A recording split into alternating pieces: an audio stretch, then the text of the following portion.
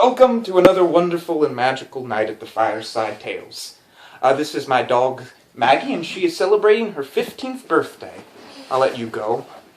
Sorry for using you here. There you are. Anyways, I wanted to tell you all a story of a dog by the name of Scruggs. And just give me 1 sec. Sorry about that. Had to get myself a spot of tea. Anyways, on to the story. It occurs in a mechanic shop. A mechanic shop called the Baxter's Brothers Garage. Anyways, Brian Baxter was in the midst of working on some cars, and he looked over and he saw his brother Fred. And Fred seemed, he seemed kind of off that day. He just seemed to have trouble concentrating, and although he went about his daily routine, Brian could tell there was something wrong with his brother. So he walked up and he said, "Hey Fred, what's wrong?" And Fred said, "Well, truth of the matter is I've been having some problems with the wife, and we've been off all night, and I think there's going to be a divorce." Well, Fred, he told his brother, "Well, I tell you what, why don't you just go ahead and get out of here? We don't really need you, and you've done enough work today." So Fred said, "Well, I think I'll have to take you up on that. Thanks, bud." Anyways, Fred, he left the shop, and as he was going across the road, what should come out of nowhere but this large gray minivan? And there was a screech of brakes, and there was a cry, and Fred was laying on the ground, and he was wounded, and his brother Brian came running up. "Are you all right, Fred? Fred?" And then an old woman jumped out of the car, and she seemed to be 20 years younger than she really was. Oh my gosh, sir, are you okay?" "Oh, I've just been having a horrible day." And Fred said, I'm fine. I didn't seem to hurt anything or nothing. Looks like you got yourself a scratch on your car." And the woman said, "Oh, I've just been having a heck of a day. I've got to go to the meeting with the doctor about a kidney, and I don't know. And then this car here." And Fred said, "Well, to tell you the truth, my brother here was jaywalking. Tell you what we'll do. We'll take care of your car, and you can head off to the hospital and see what's going on. We'll give you a loaner." And Claire said, "Oh, well, that would really be nice. Thank you so much." And anyways, Claire, she left, and Brian said, "All right, let's take care of this car. Come on, bring it on in." Anyways, the car was brought in, and as it went over a bump in the middle of the garage. It was a large bump. And Brian looked over at it, and then he thought that they needed to clear up the bump, but he didn't think any more of it. And as he was working, one of the employees came up. I think his name was Alfred or something. "Hey, boss, what is it?" And the man led him to it. "Well, we got this problem here. There were 7 dogs in here. 6 of them are alive, but when we went over the bump, we didn't think anything happened, but we think one of the dogs might be dead." And Brian, he looked at it.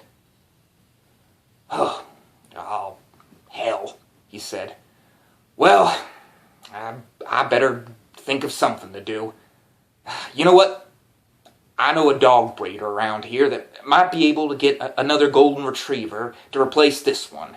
You give me the body, I'll take it in the truck, and I'll find a replacement, and the old woman will never know the difference." So that's what he did. Brian, he took the golden Labrador, and he began to drive down the road. And eventually he arrived at the dog breeder's place. His name was Beavis. And he went up and he knocked at the door. And he waited for a moment. And then came out Beavis. "Hello, Monsieur. How do you do? It is Beavis's fabulous dog breeding shop. Well, what can I get for you?" And Brian, he said, "Well, I'm looking for a dog. You see, this old woman, she had 7 dogs, and one of them died, and we're trying to find a replacement, and hoping she won't realize the difference." Well, Beavis, he said, "Oh, well, I have the perfect dog for you." And he walked up. "Okay, here is a nice one. Oh, a beautiful golden Labrador. I think his name's Madison. What do you think, sir?" And Brian, he looked at the dog and he said, how much is he? And Beavis said, well, he's about $10,000. 10,000? I don't have $10,000. I mean, I can't afford it, I'm sorry. Not to worry, sir, he said. We have plenty of inexpensive dogs. This is one of the more expensive ones. Let us see. Oh, this is a fine Labrador. $5,000. Beautiful. A pure breed. And anyways, well, Brian, he said, I only have about $300. I can't afford any of these dogs. And the man, he said, I see, my good sir. Let us see. I happen to know of the perfect dog. I can help you out, Brian Baxter. I think that I can. Come with me. And he ran forward and he led him to the backyard. This here is a dog named Scruggs. He's a little bit mangy, a little bit smaller than the other dogs. But I do believe he ought to do the trick. I would be willing to part with him for $300. And Brian, he looked at the dog. Well, he's a scraggly mutt. All right, I'll take him. And he gave him the $300, and he put the dog in the back of the truck. And anyways, he said, well, for extra $5, could you bury him for me? And the Frenchman, he said, of course, sir. I would be glad to. And you just remember that, sorry, I had to have another cup of tea. Pet Shop is always willing to serve. And anyways, Brian just sort of nodded his head rather awkwardly. And he took the new dog and he headed down the road. Eventually he arrived at the shop and he put the dog with the rest of them and he waited patiently for Claire, hoping that she wouldn't notice, and he just began to file out paperwork. Anyways, he waited and eventually she arrived and she looked in the car and she looked once and then she had to look again. And then she ran up and she said, Where's Beavis? And a man named Beavis walked up. Show me where Brian is, she said. Anyways, she was led to Brian, and she said, Brian, I am not very happy about this. I swear I am going to get the police down here if you don't tell me exactly what's going on. And, Brian, he said, I don't know what you mean, ma'am. You got your car back. It's all fixed, right? It is, she said. And what about the dogs? And, Brian, he said, well, they're all in there, all 7 of them, happy and ready to go home. And Claire said, You trying to mess with me. Brian, I had 6 dogs in there. Ma'am, you had 7 dogs. I had 6 dogs and 1 dead dog, Brian. Now, where's the dead dog? And, Brian, he looked at her.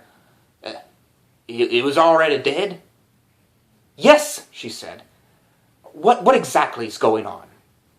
So Brian, realizing that he'd been caught, decided to tell her the whole story. After he had told the yarn and told all about Beavis, who, by sheer coincidence, happened to be the same name of one of the mechanics in the shop, Claire, she let out a sigh and said, Oh, it's all right. I suppose you were just trying to be nice. Anyways, if you could please get that dog back to me. And Brian, he said, Well, you're talking about me having problems here, man, but what about you? What's all this about? Why do you have a dead dog in your car? And Claire, she said, Well, the truth of the matter is, Brian, that dog's been in the family for years. He was one of the first dogs I ever had, and he was there when the kids graduated, and he was there to comfort me when my husband died, and I got other dogs and all, but he was the one that Lloyd meant the most to me. And I was going to a taxidermist to get him stuffed and to have him in my house forever. I know it's a little bit silly, but I guess I'm just an old woman. I'm just in need of a friend. And Brian, he looked at her. Well, I guess I can understand that. Well, I can take you down and we'll get you to Beavis and he'll be able to dig it up and everything will be just fine and we'll get this all settled with. So that's what they did. They went in the red pickup truck and Brian, he went down the road. And eventually he arrived and Beavis was there. Hello, Brian, how do you do? And Brian, he said, listen, Beavis, why's your name Beavis? Well, if you're French, sorry, you just weird name for a Frenchman. Beavis, listen, I want you to get me the dog back, if you can. Just dig it right back up. Very well, he said, and he ran over and he began to dig it up, and Brian gave him $10. All right, could you take this dog back? We don't need it. And Beavis, he said, absolutely no. No refunds. Absolutely not. What do you think? This a mediocre business? No, you get out of here right now. And Brian, he said, well, come on, I'll give you $300. No, said the Frenchman. Absolutely not. You leave right now. He's yours and there's no givesy-backsies. And so Brian, he shrugged his shoulders and he headed back home.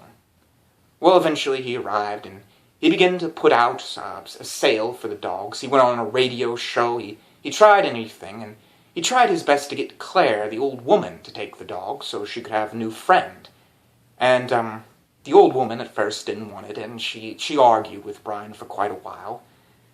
But eventually she decided that she had the 6 dogs, but if no one else wanted to buy Scruggs, which was a new name for the dog, she decided she might as well, so she took the dog, and so the story ends up being happily ever after.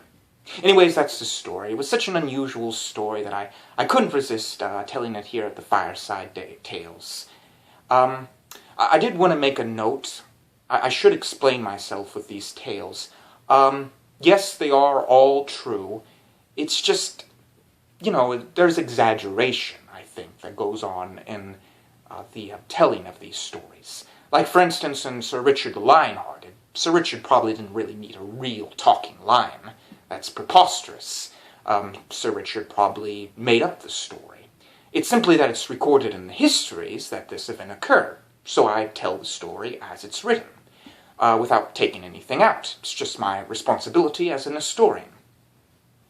And also with a story like those of the ghost, I have actually met the girl from Just One Piece, and our families are actually good friends, so yes, she does exist, but chances are she's probably just a crazy person. To be honest, I don't really think mummies have been coming into her room and stealing her hair. Anyways, that is all. And I know that this is a very strange occurrence, but strange and unusual occurrences sometimes do happen here in this world, or at least in the Fireside Tales.